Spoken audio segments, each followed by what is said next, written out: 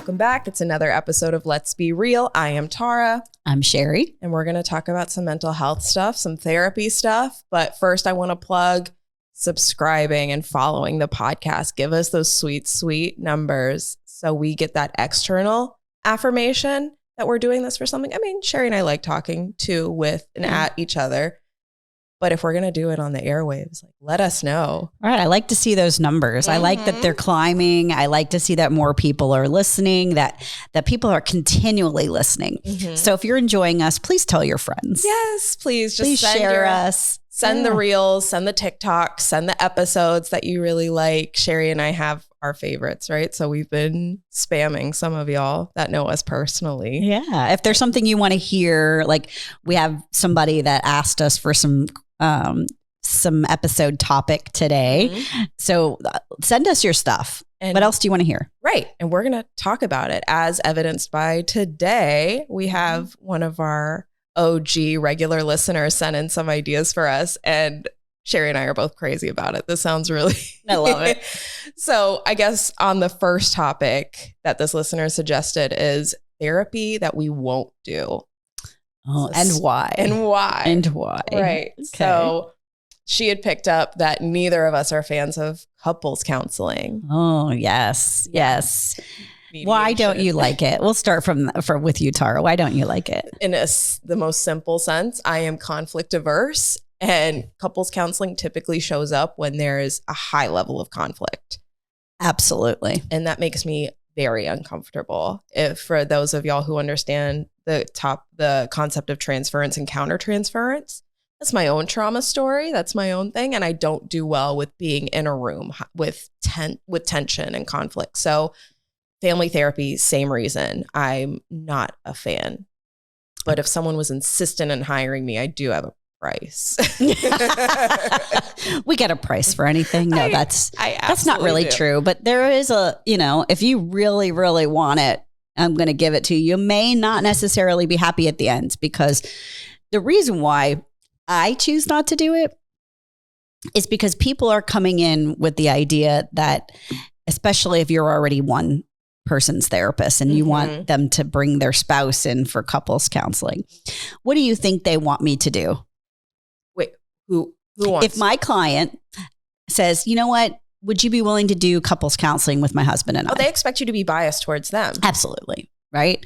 When in my head, I'm going, oh, damn, now I see what the real problem is.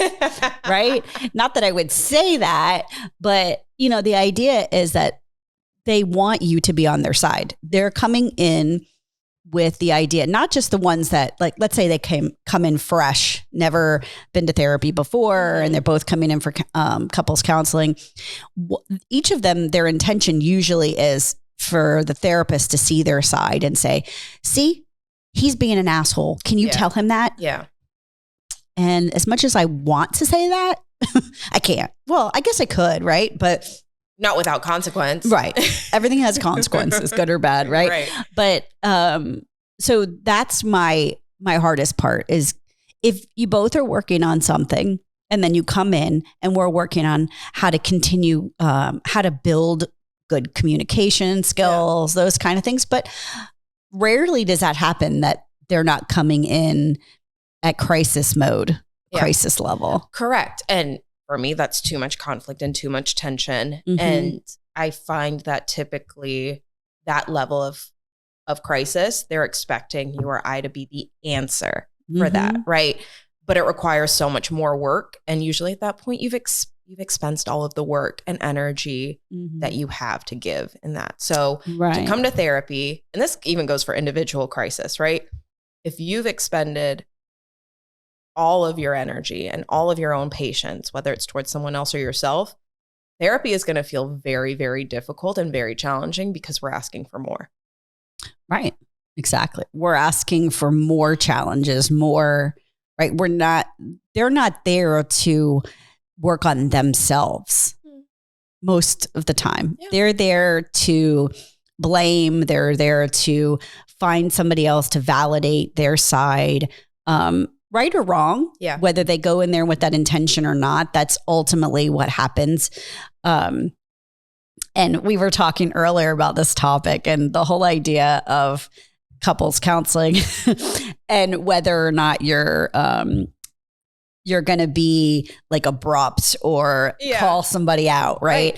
And I would be the Wanda Sykes therapist that's that's in Bad Moms. Bad Moms, thank you. Where she's saying, I'm not allowed to say or tell you my advice, but I would say this is some catastrophic shit and y'all need to get divorced, right? ASAP. So ASAP, right? So I have had some people where I've done some couples counseling. It was short-lived because same thing, right? One has this very dead set idea of why they're right and why the other one is wrong. And the other one is so very confused. Sure. Right? Yeah. The wife comes in after like 20 years. This is the one that sticks out the most to me. After 20 years, comes in and says, you have talked to me like shit our entire marriage. You put me down. But everybody in the community loves this man. Yeah. Right? And comes off as the sweetest, wonderful person. And he just can't understand why she's holding on to these things. But that sounds like a lot of marriages. Yeah. Yeah. Right? Where one is so unhappy and the other one doesn't understand why, or can't you just let that shit go? And you can't force the other person to see that side. Correct. And I've touched on this before. We don't choose what upsets us. We choose what we do with it. Absolutely. Right. To some extent. Right. And if you're upset with your partner for valuing something that you don't value, you are in the same breath criticizing them, putting them down, and making them feel less than for those things. And explaining that to somebody who doesn't want to hear that, it's extremely painful for us sitting on that side of the room, right? Watching and feeling this tension. It's very on the painful couch. to see that, right? It is. It just is painful for them. And that's why it's so hard, because they're there. They feel like, okay, I'm here. So what about being here is going to fix this? Or why isn't me sitting here in front of you enough to fix it? Exactly. I proved that I'm here. Yeah. So now what? And then I don't know if this has ever happened to you. This happened. It wasn't a couple session with an individual that I had been working with. I'm no longer working with. And they called out my fee. Like, what am I paying you this X amount of dollars for? Oof. And I let that sit in silence for a little bit because one, it ignited me a little and I needed to check myself. Well, you could pay that, or you could pay the attorney later, or the mediator. Oh, and they weren't married. Oh. And they weren't married. Okay, I guess they won't have to pay that. Yeah, congratulations. This is the cheap route. Yeah, exactly. Good for you. But I had to let that sit in silence, which I'm a huge fan of silence in therapy. That was a great time for me to use it. Right, because nothing you would have said would have come out. It would have been defensive. It would have wouldn't have worked. It would not have. That's not something's. No answer is an answer, right? So I think that's the best way to leave those kind of comments, because it's not really about your fee. Correct. It's about something else. Correct. So my defensiveness would have been addressing the diversion away from what we were talking about, right? Right. Exactly. Yeah. Well, I noticed that if with couples, and I'm just as wrong in life about this myself. So, but the idea is we really want, especially women now, right? We want to prove that we're being heard. Mm-hmm. We want people to hear us. We want people to know that what we're saying is worthy. Yeah. Is valued, right? And empathy. That's what we seek. Right. Absolutely.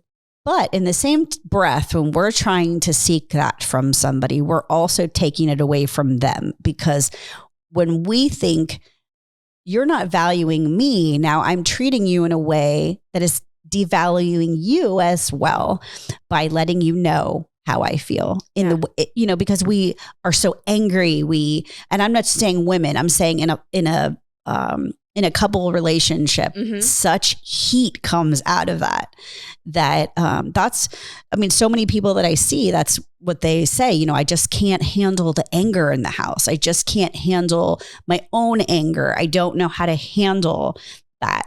And I would love to be able to let them practice with their wife in front of me, but I think that then that still puts them in a position where the other one thinks I'm taking their side. Correct. So that's my challenge. I try to navigate that boundary as well and balance that line of, I'm going to give you tools as an individual in a partnership to improve your listening. I'm not going to be able to coach this in real time. Right. And the key is to use it every time. Yeah. When it's hard, when it feels like you forgot to use it, it's still okay to touch base about it afterwards. But that's what also makes it inconsistent, is that we're not able to catch them in the flaws of their communication while it's not working. Right. It's the same thing with any other behavior, right? If you're working with a child and you can't catch them in that behavior that you would like to change or show them a behavior you want them to do instead, they're not going to just listen to the idea of it. And we're talking about habits, right? Habits, so the habit of whatever poor communication looks like for you, it's established over time and with repetition and with rehearsal. So for me to introduce a new intervention, you have to have the wherewithal to pull that out when you're in conflict. Conflict usually means emotional, and emotional usually means that logic and remembering these kinds of details doesn't show up. So that's the hard part too, where when we say that therapy is more about the time you're not in my office versus when you're in it, that's what we mean. Right. Exactly. I can role play as much as I want and pretend to be your partner in a conflict or vice versa. Oh, right. Yeah. I'm going to bring all my bad behavior into that role play. And that's when our clients come to us and they're like, so are you okay? Yeah. do you want to talk this Are you really talking to me? Sorry, I just really needed to tell somebody off. And you walked into it. Sorry about that. But it's that's the hardest part. As a personal consumer of my own mental health journey, as a coach and therapist, it's the hardest part, is encouraging you to keep trying. Because we so quickly, and I'm guilty of this too, saying it's not working. Right, exactly. And there isn't enough rehearsal. And then things with like communication and couples issues, it takes rehearsal. It requires conflict to see how you're going to do. Exactly. But if you already approach conflict with fear of your own communication style or how you're going to be heard or not heard, right, these skills aren't going to be able to show up. Right. And I do believe that your OG, our OG listener asked about why don't they call out conflict or call out the relationship isn't working. Right. Right. That's why I brought up the Wanda Sykes. Right. But the idea is that if you're a good therapist, you're at some point, you're going to have to call that shit out. It's not okay. Right. Right. And now I do call out my clients after a certain point, right? When they continue to say that statement you just said, it's not working. The skills you're giving me, they're not working. But Sheri. Are you using them? Are you doing what we're talking about? Did you do it the night before you came because you were afraid you didn't get your homework done? This is not middle school. This is not, my dog ate my homework, or I lost it and I didn't do it at the last minute. This is not for my purposes. This is for your own, right? And I guess homework is too, right? In real life. But in this situation, this is like down to the dirty. Why are you coming to me if you're not willing to work on this outside? I can't save you while we're here. Just like the chiropractor, the physical therapist, your cardiologist, all of these doctors that you go to, right? They give you, and we're really bad in our society, in life, about following through, right? We want somebody else to fix it. Yeah. And I'm happy to guide you, help you through it. But if you don't do the work in between, it really doesn't matter. Correct. So follow through is the key. Right. And homework that doesn't get done doesn't go away. Right. You're going to have to keep doing it. You're going to face the music, right? Yeah. That's why you showed up, right? There is no more prevention left. We need intervention. Right. And there's going to be a point, right? If I've seen you for a while and you're coming in and you're telling me the same thing, I'm going to say, okay, so this is the time to decide. Are you either going to get a divorce or are you going to make some changes? Right? This is your choice. It's time to decide. You have so many choices. Shit or get off the pot, right? You have so many choices. There's so many choices. But at this point, you can either complain for the 7,000th time that your spouse is not listening to you and that your spouse doesn't get you, or that we're not having sex, or we're not doing this, or we're not doing that. Right. Okay, I get it. Now, we've been working for a long time and it's time for you to get off your ass and make some changes. Yeah. And that change. Either that is you change by walking out the door and say, I don't want this anymore. Right. Or you change by listening to your spouse. Actually listen. Actually listen. Without expecting to be heard in return. Yeah, that's hard. It's just it's one-way communication when you get to that level of conflict. But that conflict usually exists on both sides, right? Or more. We're not going to forget our other. Well, with me, I noticed that, and my husband will call me out on this too, right? It's, I apologize and then it's a but. Yeah. And I think we talked about this with Heather and last time when she was here, the idea that we don't have to just say you're sorry or don't say you're sorry. Yeah. The idea is no buts. Yeah. Say what you mean and mean what you say. That's all right. Right. Are you sorry? Yes, I'm sorry. Not, I'm sorry, but you did this to me. No. So I'm trying really hard to be a better, I don't know, whatever. Fewer buts. Fewer buts. Maybe ands. Maybe if you feel like you need to qualify it, use an and statement instead. I've been coaching that a lot lately. Yeah. Sometimes we don't need to qualify it. You're either sorry or you're not. Correct. But if you still have that instinct. True. Instead of working against it completely.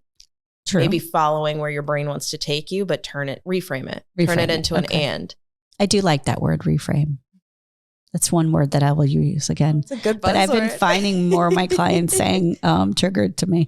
It's kind of triggering. Oh. And but I had a different client the other day tell me, I know that you don't like that word, trigger, but it triggered me. I'm like, okay, all right, here, I'll allow it. It's fine. Yeah. We don't need y'all censoring yourself in session either. It is a good word that has meaning. It does. That deserves to be used. It does. I agree. So it's more the TikTok hype, the Instagram hype. Yes. I don't need to put hashtag narcissist, hashtag trigger. Save it for your therapist in therapy. That's fine. That's fine for sure. That's allowable. It's safe. Yes. But along those lines of when can we as therapists call it like it is, say this relationship. And this goes for friendships too. Especially when I was an RA in college, I did a lot of roommate and friend mediations. Oh gosh, it sounds like torture. Oh, in middle school too, of course. Oh gosh. It's really torture. Oh, middle school is really fun when you try to teach them that these things don't matter, but you don't want to say that because it's their entire life. Remember our problems in middle school were our entire world of, is so-and-so going to call me? Am I going to, these things are huge. Listen, it doesn't end. Right. But we have other problems that get to replace those and make them a little smaller sometimes. But how many times do you find that people are still stuck in middle school? Oh, good. Yeah. And I don't mean that from they're a brat state. I definitely went to people who are just as petty as middle school. My mind definitely went there. Yeah, no, but that's true though. But I think that because with trauma, people are still stuck in whatever age that something happened, or and their maturity level or their instincts are still stuck there. So I relate to that actually. Yeah. And that's, you got to process it like you're a middle schooler. You got to process it like you would be gentle, right? Gentle parent yourself. No, gosh. But in terms of calling it as a therapist, right, we don't give advice. It's not recommended that us as therapists give advice. But I so often, maybe not in terms of relationships, but in session, I get asked, what would you do? Does this happen to you? That's the loaded question. It is, right? Because you're usually the intention, I'm thinking of some specific clients that I have, their intention is to normalize their own experience. Mm-hmm. And I remind them, if I was really worried, you would know. I don't parse words when it comes to this is unhealthy and this is going to hurt you. whether it's today, whether it's tomorrow, whether it's a few years down the road, or maybe at the end. But if you want to get healthier mentally, these are things you can do, and it's not what you're doing now. I will let you know. For sure. For sure. I'm telling you why you think it's helpful and healthy, and this is how you develop this habit. But here's where we should make some shifts. And that's my recommendation for you. But in terms of relationships, why we don't say you probably shouldn't be dating this person anymore, you shouldn't be married to this person anymore, is because it's not up to us. Right. Because they're the ones that have to sit and live in that afterward when we're gone. Correct. And on a very human level, you are not about to blame me for leaving somebody. That's right. Or staying with somebody. You are not about to blame me. Right. Yeah. That's none of my business. Exactly. Well, and I'm very clear on, okay, so I want you to think about this, right? What is it that what's bothering you? Who are you really responding to when you hear this? Are you responding to this person? Or are you responding to somebody from 20 years ago? Correct. So that's where I'm like, okay, or does this sound like somebody we've talked about before? Just to kind of bring it back up, like, are you fucking kidding me? Sorry. It's like, are you really kidding me? Are we back to this again? Yeah. I see the cycle. Let's point it out. Let's call it out. That's what we're calling out. Yeah, right? That I will call out. I'm going to try to be as pleasant and as sweet about it as I possibly can. Mm-hmm. But at the same time, it's like, okay, I see the pattern, and I know it's hard on this other side, on your side, to see it. When you're right up on the mirror, it's very hard to see. But I got a full panoramic view here, and I could see the pattern. And my empathy does work for my client, right? That sounds like an obvious statement, but if you want to call your spouse a dick or an asshole or a bitch, I'll be like, that sounds like bitchy behavior. But you're still going to stay with them today. So where are we with working towards what you want to work towards? Right. I only have you in session right now, so I'm only going to talk about what you can control. Exactly. So sure, that was rude. That wasn't fun to deal with. That conflict seems like, I can see your logic in it, and I can only see your logic in it. Right. But where are we going from here? Where do we go from heightened emotionally to neutral, where we can work off of something? Exactly. So we still need a couples counselor to come and talk to us. Oh my God. Right. Yes. Like, I want to know, what are your secrets? How do you get through this? How do you, how do you go home and not tell your husband? Oh my God. Like, it's hard enough as a therapist to go home and not talk that way. Which they sometimes find to be demeaning. And I'm not trying to be demeaning, right? Yeah. But it's hard when people are like, don't therapize me. Then don't pay me. I mean, I'm just kidding. So definitely I want to be in the mind of a couples and family therapist. Ideally, family for sure. Because I think that's worse. I just have this specific case that will probably never leave my memory bank in terms of, like, if I'm not a baby trauma work on that. Honestly, and I've processed it a lot. I'm not going to lie. But I didn't have a great supervisor at that time. My supervisor was amazing as a supervisor, but in this particular case, I needed so much more, and I asked for so much more. It took a lot for me to advocate for that, and I didn't get it. And I think that's another reason why it sticks with me. Mm-hmm. And that supervisor had great boundaries. And anytime I was like showing up so distraught to our sessions and being like, and it wasn't Sheri for anyone listening. Yes. Anytime I showed up so distraught, they were just nonchalant, like, here's what you can do. Here's what you can do. And if I was a baby therapist, now I'm not a baby therapist anymore. I passed my 2 years, everybody. Woohoo! She's grown up. I'm so grown. But if I was like still in the womb therapist at that point and like listing off interventions wasn't going to be helpful. Right. Like I needed that hand holding. I needed my supervisor to literally be in session with me. And this family really put my empathy to the test and my humanness to the test. Like there were some very offensive things that were said, not towards me, but they affected me. And just the level of conflict, dear God, it was intense. So that turned me off from family therapy entirely.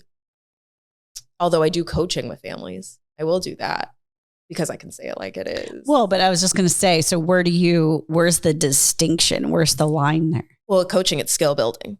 So I'm not really following you. You're following me. Okay. So, well, why couldn't you do that in a family session, I guess? Because I don't know how to reframe it without getting triggered by the level of conflict. Okay, because somebody that when you're doing family coaching, it's skill building, and they know that that's the purpose. Correct. I show up, I provide we can call it a lesson. I give the homework. Are there any questions? Okay. So you're not processing any feelings. No, I'm taking over a lot of that airspace with my own voice. Whereas in therapy, I like to speak as little as possible. Okay. And with families, it's very easy for the therapist to not speak. So I think learning that boundary is very, very difficult for me to be able to incorporate my voice into family therapy. Now, those sessions would not go any way the way they went then if I did it today. If that family was in front of me today, I would have fired them, but I didn't have the power to fire them then. Right. You just wanted to run yourself. I don't blame you.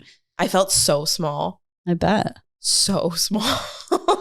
And I did so much research as to what I could have done, and none of it made me feel any better. I was like, I don't think I'm capable of doing these things. Well, it's hard. Session. When I worked with kids, I had to work with a lot of families and sitting at a lot of dining room tables, a lot of couches, a lot of living rooms, kitchens, putting up chore charts and all kinds of stuff like that.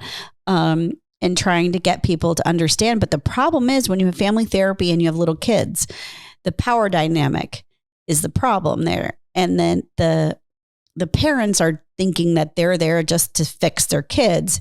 And the problem is a lot of times those parents need a lot of work themselves and they are not open. Well, I wouldn't say that. That's not true. Some of them are open. Mm-hmm. Some of them are there. I'll do whatever I can to make my child better. Yeah. But that still make my child better. I will do whatever I can to make my child better. Which includes paying for therapy. Of course. But it doesn't mean that, but also what if you're part of the problem, right? Which is always the case. It's a system, right? It is, feeds right. itself. So if you're not able to self-reflect, you're not ready to hire a therapist for your child. Right. And you're not ready to hire a family therapist for sure. Correct. And that's the same thing with, couples counseling. Yes. If you both aren't ready to work on yourselves, it doesn't matter what happens in there. The same thing in regular, in individual therapy, but that person has come there for a reason. Yes. They know that they need help. Unless you have someone who comes in and they complain about their spouse the entire time. Sure. And it's the spouse's problem. And I'm thinking, well, since they're not here, what can you do? Oh, I had a client that kind of challenges that philosophy, and it was amazing to happen. It was app-based therapy, and they came to me because the person they were seeing, who they were not exclusive with, but wanted to, it was a very involved relationship, but they weren't officially boyfriend, girlfriend, both lived very busy professional lives. And he was like, I'm here because she told me that this would be good for me. And the more I dug, the more I found out that she was quite manipulative. And it's actually kind of remarkable how open he was for me to even come to that determination or that conclusion. And so I had to ask a lot of leading questions to find out where this was healthy for him and what he wanted to get out of this. Right. And so when I started questioning his own boundaries as being very loose or very, fluid, unfortunately for her, he had quite the aha moment where he was like, oh my God, is this not for me? And I'm like, stay with me for a little bit here. But something I wanted to touch on earlier is anytime I have a client that's trying to make a decision. So if that's divorce, if that's moving, if that's changing careers, if it anything, right? Putting your kid in a specific after school program, whatever the decision is. I require you think of every single opportunity, every single choice, including the ones that you wouldn't even give an ounce of consideration to. It's still a choice. Right. It's one that you get to check off easily. Like people who write to-do lists and one of their items is get out of bed. Like you get to put a check mark next to it. Right. And then you get to feel some success. Exactly. Yes. Exactly. Like I'm going to put a check mark next to turn my alarm off when it goes off in the morning. Great. Right. Which works awesome for people who don't normally feel a lot of success. We need to feel some success. Yeah. Exactly. So in terms of, there's no way I'm going to put my kid in horseback riding because I can't afford it. All right, it's an option, right? So write it down and just make it go away. And why can't I? I can't afford it because of this, this, and this. Got it. Right. And in terms of divorce, like I don't have an option to do everything the way we've been doing it with no intervention whatsoever. Write that down and check it off as not an option for you because you're talking to me already. It's not an option. Right. That's the same thing as what would that look like? Yes. Right. What would that look like if you got divorced? If that sounds, and then as we go along with it, and if that sounds way better than what you're dealing with, then we got more choices. Yep. So if that sounds fabulous and staying does not sound fabulous, then how do we make staying either more attractive or get on out? Yeah, absolutely. And this is the pros and cons stuff. This is laying out a map. Right. Of where things could or could not go. And it's up to you. Well, and so there was another question about why Sheri doesn't like crisis work. Let's go. Okay. So the question was, why don't you like crisis work? Or I know Sheri has said that, right? But crisis work, I love. It's not the way that mobile crisis is what I don't like. Okay. Can we explain a little bit? Okay. So where we live, and I don't know if on other places they do it differently, but they'll send somebody out from an agency that is contracted by the state or by some entity to come out and check you out, make sure that you're worried about committing suicide, homicide, something's totally not right. Maybe going through a manic episode. Right. Yeah. So do that assessment, right? That's fabulous. I love that portion of it. There should be more people like that. Yeah. The problem is the follow through. The problem is that if I cannot transport them, they're not allowed to go in my vehicle for safety reasons, insurance reasons, and all the other BS reasons, right? Then I can't follow through unless I have what? A police officer. Yep. And so then when the police officer comes, now they have to assess them again. Yeah. So now this person is getting a little more savvy, is a little more, I have to say X, Y, and Z for this outcome. Exactly. Now they might still be on that anger level. They may still be on that I'm taking myself out level. And the police officer takes them. Yeah. Then they get to the acute place and they have to assess them again. Yep. So it's great to have checks and balances. I get that. But the problem is that police officer is going to cuff them, at least where we live. Yeah. So it's the whole system is that I don't like. I feel like, the school has assessed. Now they send you assess again. And then, so we're talking about multiple levels. That's the problem I have. If we were able to go there for crisis work, get some great work done, you may not actually have to be sent anywhere. Yeah. Fabulous. I'm all for that kind of work. I love that. Done it before. But the idea is the follow through of what happens when we can't bring you down. It's the one size fits all kind of mentality, right? Where we're going to put you on a assembly line of this is how we handle, and these are the questions we ask, and this is who we call next, and and we're going to repeat all of those steps again. And it doesn't work, if/when you call again. Right.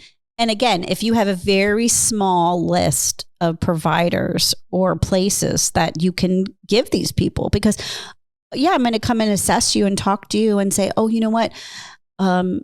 Now, if I'm a crisis intervention person, I'm not referring them to myself. Right. So, or I may be providing some immediate services, but more than likely I'm not following through. Yeah. And that's part of the problem too, right? Somebody's going to have to tell that story 12 more times. Yeah. That's the worst thing when somebody comes to me and says, you know what, Sheri, I've had to tell people this so many times because of X, Y, and Z reason. people don't want to keep telling you their story over and over again. That's why they stay with their therapist for so long. I was just going to say, my concern for some of the clients I have worked with is that they stay with me because they just don't want to start, quote unquote, over. And that breaks my heart, because you shouldn't stay with me if I'm not giving you the best. No, but I think that people have also left therapists because they're not happy and they feel like, why am I still doing this? I'm not getting anything. Oh, I know that's true. But so they're happy that they found you, and that they're happy that they can work through that story. But let's say for the VA or somewhere where they're being seen by a therapist for a few months, and then all of a sudden that therapist can't see them but a couple months later. I see, yeah. So when now it's not they've by choice. Right, exactly. And that's what I see a lot of people that are not. So that's where follow through and being stable, and which is a problem with, when you have crisis work, you want to get them stabilized, right? That's the whole point. And then for them to continue in a stabilized system or with stabilized care. And so that's my problem, is because that line is broken. Yeah. That's why I have a problem with it. That makes a lot of sense. And I know you and Lady have talked about it extensively, about how to support our police department in this, right? Because we're not talking about something known as wellness checks, right? Wellness checks are very much a police department endeavor. When you're worried about somebody and you don't know what the worry is necessarily, and they'll go check.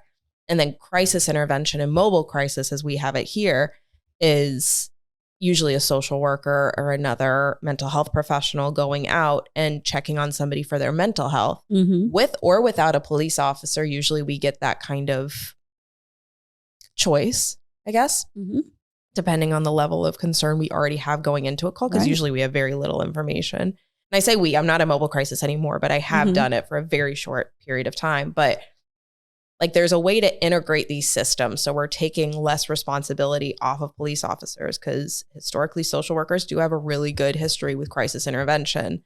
Right, because we're coming, first of all, they don't see any gun on us. They don't see a badge on us. They don't see the ability to put them away. Right.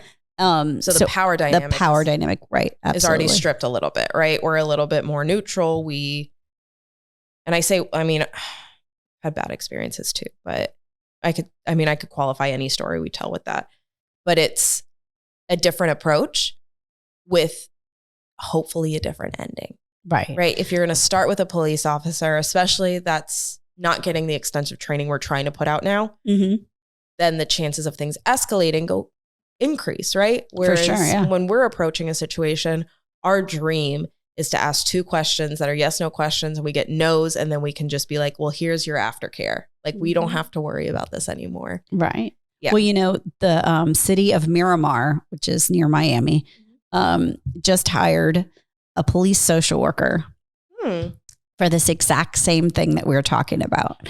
So I'm interested to follow the story of this. Oh my gosh, yes. Yeah. So it was on, of course, my Facebook feed, and the National Association of Social Workers was there to, I believe the Dade County branch was there to celebrate the position and be there with the new social worker. So it's very exciting. I think a lot of, I won't say a lot, but some cities, some places in the country are hiring social workers for those positions. That's awesome. So you get the power of working with that. So she has a different uniform. So she wears a white uniform with just a little police symbol on her arm. Okay. So it's not, she's not coming through with the threat of it, but knowing that she is affiliated, right? But not in an offense or so not to put people on defense, right? So like when I worked in a community where if I had been Department of Children and Families, where I would be coming to take kids away, I would have been in big trouble. I would not have made it through there. But because I was there to help, I was able to come through any neighborhood, and people that normally would be fighting each other were happy to see me because I was there to help and teach and learn with them. For sure. So I think it's the way you go in. And I think even in some of the craziest situations that some things can be brought down, that as de-escalation is so important. I mean, you got a gun and a badge and handcuffs on you and tasers and all this other stuff. It's hard to de-escalate somebody that's all they can see. Absolutely. And if I can make that full circle for a moment, like symbolically, that could be how another partner comes into a couple session. Like our non-identified client could absolutely see us just armed and ready to go to defend our client. Mm-hmm. How would you not feel defensive in that situation too, right? Yeah. So if de-escalation is the name of the game, everybody has to know that. Right. Does that mean we're ready to start doing couples counseling now that we figured this out? No. No. Not me. I do not volunteer. No is a complete sentence. No, thank you. I have a price though. It's very expensive. If you want to hire me for couples counseling and see how that goes for me, it'll be more of a circus show for you than a success for me. All right. So bring the popcorn. Okay. And your checkbook. It's not cheap. No, we don't take checks. We take direct cash, Venmo, credit cards. Oh, you can Zelle me. There you go. So I can get it instantly. And I need to see that money right there. Bring it. Beginning of session. We're not waiting till the last 5 minutes. Exactly.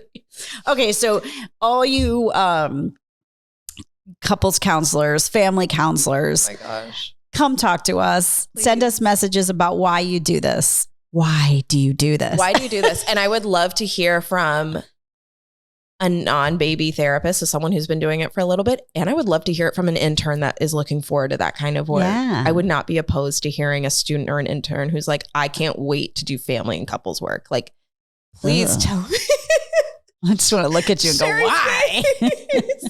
Like, tell me, and I will interrupt you every time to be like, but why? But why? And still make it make sense. You know, there's a whole master's degree in that, the marriage and family therapy, right? Mm-hmm. So maybe that's why. Maybe as social workers, it's harder for us to get into that. But we're systems obsessed, which is why I'm very confused as to why family therapy doesn't interest me more, because I'm obsessed with systems. And that's true. I guess maybe if we looked at it from a different lens, right? We're all about lenses. Whatever. But so my lens, mine's a shit covered lens when it comes to that. So I don't know. But yeah, us losing our minds a little bit at the end of the episode, I think signifies that we are done. We have fulfilled this conversation. Okay, so send your questions. Thank you for the question. Yes, I hope we answered it. Yes, I hope so. I'm sure we'll get great feedback about that too, and how we can extend this and talk more about where this goes or doesn't go, especially for us, because we're two lenses, relatively shitty lenses. Yeah, for sure. We're not the right ones to say. Right. We only have our small purview. We can't do everything. We would never claim to do everything, and be wary of those that do. Right. That was another topic I saw for another podcast. They're saying about, can you specialize in everything? Oh, that's a good question. And the answer is no. Like, come on. You know, when you check off the boxes on Psychology Today or one of those. Yeah. You don't look for a therapist that's checked off every box. Correct. I just recently got fired by a long-term client. And when I say got fired, for anybody that's listening, that's not an offensive term. It's not a term of fear. It's not a term of, oh, woe is me. It is a part of You've been fired. It's the dance. I fire clients. Clients fire me. It's not supposed to always be the perfect fit. But for this client, she was with me for a very long time and she needed EMDR. And I am not able to provide that. And there's right. So she didn't fire you. She just said, all right, it's time to move on to somebody else who can help me with this. I like to qualify all of those as fire just to minimize the damage of that word. Oh, all right. Okay, that works. That's my own journey. So that works. You're not wrong. But in my framework, that's kind of where I'm at. I understand. With it. Okay. So because there's always room for her to come back. Yeah. Always room for her to come back. I would never reject her. Well, and that's part of it's part of the dance. It's part of the journey. Every therapist is not supposed to be for you forever. Exactly. She's not the first one to do that, to be like, I need a different level of care. Please. And don't pursue it with me. Pursue it without, like, get what you need. Exactly. So when you see somebody who says, I will do this, this, this, this, and this, and everything else, that means they suck at all of it. Right. They can't be there. Or they've never even heard of it. They just checked the box. Yeah. So or they went to one CEU workshop where they got 4 hours of training in CBT or ACDC. The 1, 2, 3s and the XYZ. So all right. So now we're getting slap happy. All right. So thank you for coming today and listening to us. And please tell your friends. Tell your friends. Send the link their way. Just because we really want to know what other people want to know about therapists. Yes. You know, we want to really dismantle any kind of like power dynamic here, right? Like I'm not better than any of my clients. I'm in therapy myself. So same kind here. of engaging in that human journey is what you and I are all about. And we want to demystify what your therapist does. We want to demystify what the system is that you're involved in or not involved in. I don't know. There's plenty of podcasts that will tell you all the buzzwords and stay online for the constant, straight out of a book kind of concept, but that's definitely not us. Yeah. That's why we want to be real. That's right. Let's be real with us. Right. Yes. So come listen to more of the insanity while we learn together. And exactly. And we want to know what y'all want. We want to follow the interest. We don't need to just take things where the two of us want to take them. So speaking of which, we have a guest next week. Yes.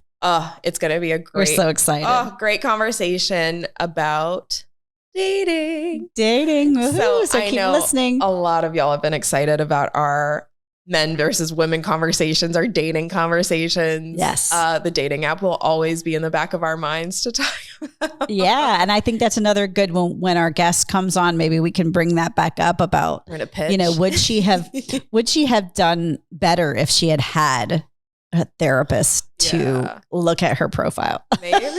I can't wait.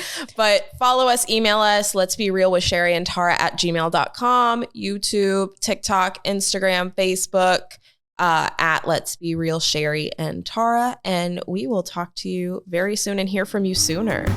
Bye. Bye.